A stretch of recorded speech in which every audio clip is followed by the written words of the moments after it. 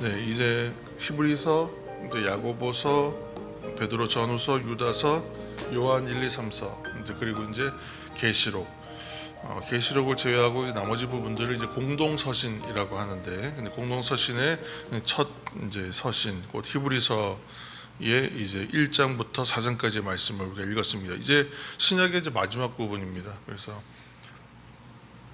공동서신의 특별히 이제 히브리서는 크게 구조를 봤을 때는 교리편과 실천편 이렇게 나눌 수 있습니다. 히브리서는 굉장히 잘 짜여지고 잘 쓰여진, 정교하게 쓰여진 글이거든요. 그래서 바울이 쓴 대표적인 저작이라고 하는 로마서, 또는 사도 요한이나 바울이 이제 일종의 법통이고 학자인데, 근데 이 사람들처럼 이 히브리서 저자는 지금 누군지 알 수가 없지만 이 글을 쓰신 분도 사실 굉장히 신학적으로 그런 부분이 잘 정리되어 있는, 신학에 좀 깊이가 있는 분, 이제 3대 신학자다 이렇게 불릴 만큼 그렇게 글이 잘 쓰여진 글입니다. 또 조금 어렵기도 하고요. 그래서 히브리서 오늘부터 이제 1장, 이제 4장 오늘 읽었는데, 히브리서 이제 크게는 교리편, 실천편 이렇게 나뉘어지고 내용상으로는 3개 정도로 크게 구분할 수 있습니다. 그래서 오늘 이제 그 첫 부분을 읽었고, 또 이제 5장에서 10장까지, 또 11장에서 13장까지 이렇게 세 부분을 저희가 이제 읽을 건데, 그래서 3일에 걸쳐서 이 부분을 이제 이번 주까지 읽게 됩니다. 첫 번째 오늘 이제 이 부분은 내용상 이제 제목을 정하면 천사나 모세보다 뛰어나신 우리 예수 그리스도에 대한 이야기, 그리고 이제 두 번째 부분은 이제 첫 부분에 이제 마지막 부분에도 언급이 나오지만 큰 대제사장이신 예수 그리스도, 그러니까 우리의 죄를 대신하여 이제 중간에서 그렇게 기도하시는 분, 또 또 우리가 드리는 제사의 우월성에 대해서, 그리고 마지막에는 이제 믿음과 순종에 대한 권면, 이렇게 해서 1, 2, 3부로 나눠집니다. 히브리서의 이제 배경을 우리가 잠깐 얘기하면, 이제 로마에서 대화재 사건이 일어나거든요. 그러면 그 로마 대화재 사건은 그리스도인들이 일으킨 일은 전혀 아니죠. 그런데 그리스도인들에게 그 책임을 전가시켜서 그들을 박해하는 도구로 사용하게 됩니다. 그래서 로마 대화재 사건 후에 방어할 책임을 누군가에게 누명을 씌우는데, 이것으로 인해서 그리스도인들이 로마에서 박해를 받기 시작하고, 이것은 굉장히 큰 박해였습니다. 그래서 이른바 1세대 기독교 지도자라고 불렸던 많은 지도자들이 그때 순교당해요. 그렇게 되고 이제 이 상황이 오다 보니까 기존에도 개종한 그리스도인들이 많이 있어. 특히요 유대교에서 개종해서 넘어왔던 그리스도인들, 또 헬라파 그리스도인들도 있었지만 이방인들도 많았지만, 그렇게 기존의 유대인으로서 기독교로 개종한 사람들이 많이 있었는데, 그 사람들이 최초의 사실 교회이기도 하고, 근데 그들은 마치 사도 바울이 그랬던 것처럼 계속 기존의 유대인들한테 계속 박해와 어떤 핍박과 그런 방해들을 받았단 말이에요. 그래서 신앙생활이 결코 쉽지 않았는데, 거기에 이제 이런 박해, 순교의 각오를 해야 될 상황까지 오니까 믿음에 파산하는 사람들이 생겼어요. 그리고 이른바 배교자도 생기고, 그리고 신앙이 좀 제대로 자라지 못한 사람들은 이제 여기서 많이 이탈하는 상황이 생깁니다. 이제 그렇게 되니까 믿음을 버리고 유대교로 다시 돌아가는 사람까지 생기니까, 이것만은 안 되겠다. 이것은 아무리 내가 힘들고 믿음이 없고 또 신앙의 부분 잘 모른다 하더라도 그렇게 돌아가는 것은 도리가 아니다, 맞지 않는 이야기다 해서, 이제 이러한 문제들을 위해서 이제 히브리서와 같은 이 서신들을 통해서 영적 지도자들이 이제 격려하는 그런 상황들이 이제 있었던 것입니다. 그리고 격려할 뿐만이 아니라 동시에 또 경고하는 의미도 있죠. 또 가르치는 의미도 있고, 그렇게 해서 진정한 것을 찾았다가 외적인 고난이나 박해가 있다고 해서 그 이전의 상태로 돌아갈 수는 없다는 거예요. 그래서 그렇게 그런 이유에서 이제 이 히브리서가 쓰여진 책입니다. 이제 박해가, 그러면 이런 박해나 그런 어려움이나 핍박이 외적인 요인이라면, 그러면 내적인 요인은 뭐였을까? 결국은 내적인 문제는 대부분 뭐겠어요? 믿음의 어떤 그런 신앙의 성숙의 문제였습니다. 그래서 오늘 이제 말씀 가운데에 히브리서 우리 2장 1절 말씀 한 절 읽겠습니다. 2장 1절 함께 읽겠습니다. 그러므로 우리는 들은 것에 더욱 유념함으로 우리가 흘러 떠내려가지 않도록 함이 마땅하니라.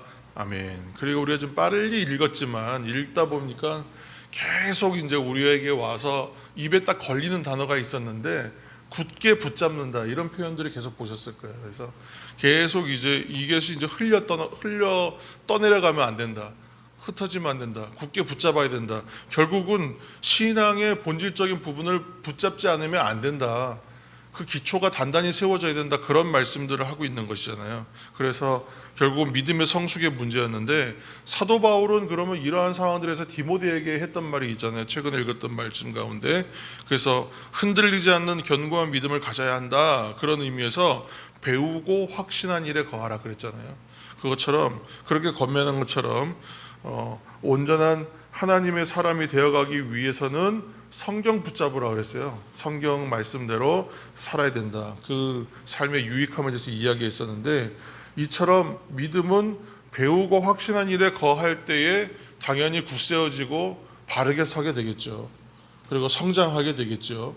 근데 근거와 기초가, 뿌리 내림이 확실하지가 않으면 흔들릴 수밖에 없고 떠내려갈 수밖에 없다.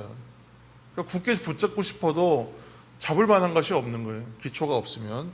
근데 그래서 그것이 옳다는 것을 알고도 붙잡지 않으면 결국은 어떤 거냐면, 오늘날 우리가 신앙을 얘기할 때에 아는 것 따로 사는 것 따로의 삶과 같아요. 그래서 한마디로 믿음 따로 생활 따로예요. 이렇게 되면 그 믿음이 당연히 뿌리 내리지 못하지 않겠습니까? 신앙이 커가기는 어렵겠죠. 그리고 어려운 일 오고 광풍 불어오고 비바람 불어치면 어떻게 돼요? 쓰러질 수밖에 없는 거예요. 파선합니다. 그래서 이러한 부분들을 경계하면서 이러한 부분들을 이제 위하여 권면하는 말이 오늘 히브리서 말씀의 주제라고 할 수 있습니다. 그래서 오늘 이 히브리서의 말씀은 믿음의 성장과 견고함을 위해서 그렇게 쓰여진 글이에요. 그리고 이것이 좀 말이 굉장히 어렵게 쓰여지는 부분도 있어요. 오늘날 표현을 보면 좀 이제 풀어내야 될 부분은 풀어낼 텐데, 이것은 일종의 안내서와 같아요. 사실은 잘 보면 여러 번 우리가 읽어내면서 히브리서 말씀들이 들어오기 시작하면, 이건 정말 믿음의 안내서다, 그리고 격려다라는 생각이 들어요. 그러니까 힘들고 어려울 때 하나님의 말씀이 우리에게 더 깊이 다가올 때가 많은데, 특별히 어려움 당하고 그럴 때 히브리서 읽으시면 이 말씀이 정말 큰 격려라는 것을 깨닫게 됩니다. 그때는 다른 것이 아니라 정말 본질적인 것을 정말 강하게 확실하게 얘기해 줘야 되거든요. 히브리서는 그런 부분에 있어서 굉장히 좀 강한 어조입니다. 그렇기 때문에 우리에게 큰 도움이 있습니다. 성도 여러분, 오늘날도 교회에 예배를 포함해서 여러 모임들이 있잖아요. 각종 모임들이 있습니다. 대표적으로는 예배, 그리고 교육 또는 교제, 섬김과 봉사, 이런 것들이 있습니다. 근데 이 모임들은 결국은 우리가 확신하는 일을 확인하게 하는 자리입니다. 우리가 꼭 무슨 예배 중에 설교를 하거나 무슨 성경 공부를 해야 하는 시간에만 뭔가를 확인하는 시간이 아니라 신앙생활의 전반을 통해서 사실은 확인하는 거예요. 그런데 그것은 혼자 가만히 있는데 확인되는 것이 아니라 사람들과 교회와 또 여러 곳에서 함께 모임하면서 그 안에서 발견되는 것들이 분명히 있어요. 그래서 이러한 모든 모임들은 다 필요한 것으로 세워놓은 곳입니다. 그래서 그 자리는 우리가 확신해야 하는 일들을 확인하는 자리, 그리고 내가 확신함에 거할 수 있도록 강화, 도움을 받는 자리이기도 합니다. 오늘 히브리서에서는 그것이 신앙의 배교라고 얘기하고 있지만, 오늘날은 교회를 떠남이란 말과 똑같은 표현이 되는 거죠. 그때는 신앙의 배교가 일어나고 있는데, 그것처럼 오늘날도 교회를 떠나는 일이 생긴다면 내가 배우고 확신한 일을 확인하지 못했기 때문에, 두 번째, 확인했음에도 불구하고 그것을 자기 것으로 만들지 못해서 그 확신에 거하지 못했기 때문에 떠내려갔다는 거예요. 붙잡지 못했다는 것입니다. 그래서 저는 그렇게 생각해요. 내가 평화롭고 풍요로울 때 찬양하는 신앙이 필요하다. 내가 잘 되고 안정되고 잘 될 때 더욱 감사할 수 있어야 된다. 그렇게 말씀드리고 싶습니다. 그래야 어떤 일이 생기겠습니까? 풍랑과 광풍 속에서도 찬양할 수 있는 것이죠. 그러니까 전시에 대비해서 군인들은 평상시에 교육 훈련을 열심히 받아야 되는 거예요. 체력 단련도 하고 전술 훈련도 하고 또 어떤 여러 가지 이론적인 것도 무장하고 전후에도 다지면서 다 준비해 놓아야 됩니다. 그래도 전시에는 당황하고 생각지 못한 일들로 인하여 많은 손해를 보고 그런 어려움을 겪지 않겠습니까? 그러니까 내가 배우고 확신한 일에 거할 때에 그 모든 어려움들을 넘어갈 수 있는 힘이 그곳에서부터 발현되는 것이죠. 그래서 우리는 말씀에 친밀해지기를 그렇게 권면드렸습니다.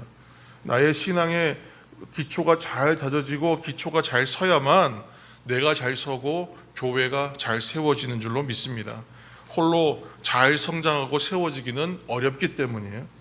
오늘 히브리서는 그래서 이제 이 내용들이죠. 당시 이제 유대교에서 갓 개종해서 넘어왔던 어떤 유대인 성도들, 그 사람들을 위한 안내서이기도 합니다. 그래서 그들이 잘 알고 있었던 유대교 율법하고 비교해서 기독교 복음이 어떤 부분에서 다르고 우월하고 참된가, 그리고 그것을 확신할 만한 것인가, 이것을 이제 계속 돕는 거예요. 그래서 먼저는 기초부터 든든히 서가도록, 그리고 중도에 탈락하는 일이 없도록, 끝까지 못 가고 돌아가는 일이 없도록 신앙의 본질적 기초 세우는 것을 위하여 쓰여지고 있어요. 그래서 이 글들에 보면 그 내용들 안에 그 마음들이 막 느껴집니다.